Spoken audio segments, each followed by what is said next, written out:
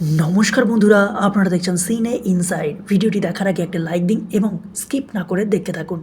অনুরাগের ছোঁয়ায় আজকের পর্বে দেখবেন সূর্য হসপিটালে এলে সব ডাক্তারেরা তাকে ওয়েলকাম করে। সিনিয়র ডাক্তার সূর্যকে ওটি করার কথা বলে। সূর্য বলে, ওটি করার আগে যদি টাকাটা পাওয়া যেত তাহলে আমার খুব ভালো হয়। সিনিয়র ডাক্তার বলে, আপনার কাছ থেকে এটা আশা করিনি মিস্টার সেনগুপ্ত। আপনি কিনা অপারেশনের আগে টাকা চাইছেন। এরপর জুনিয়র ডাক্তাররা সূর্যকে কথা শোনালে রূপা বলে, সবটা না জেনে কেন মন্তব্য করছেন? জানেন, আমার মা বিনা অপরাধে থানায় আছে। ওনাকে কোর্টে তোলা হবে, তার জন্য টাকার দরকার।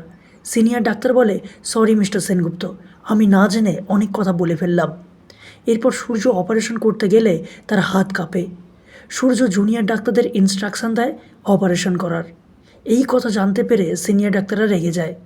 সূর্য টাকা চাইলে বলে, ভিক্ষা করতে হলে হসপিটালের বাইরে গিয়ে ভিক্ষা করুন। সূর্য রূপাকে বলে, আমি আবার হেরে গেলাম, আমি বাঁচাতে পারলাম না দীপাকে। রূপা বলে, আমি মায়ের জন্য টাকা জোগাড় করব, কিন্তু তুমি জিজ্ঞেস করো না যে আমি কোত্থেকে টাকা আনবো। তুমি বাড়ি গিয়ে সোনাকে বোঝাও ও যেন কোর্টে না যায়। এরপর সূর্য বাড়িতে এসে সোনাকে কোর্টে যেতে বারণ করলে সেই সময় আসে কুন্তলা।